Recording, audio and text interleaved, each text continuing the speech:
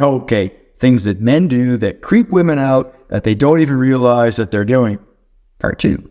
Quote, a guy I'm seeing took me to a baseball game for a first date. It was nice. I didn't get any weird vibes from him at all. After the game, he asked if I wanted to go see some of the spots where he likes to go walking.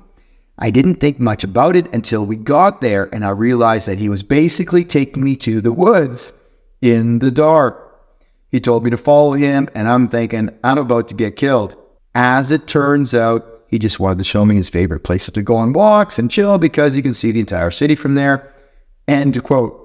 Well, sounds like a good guy.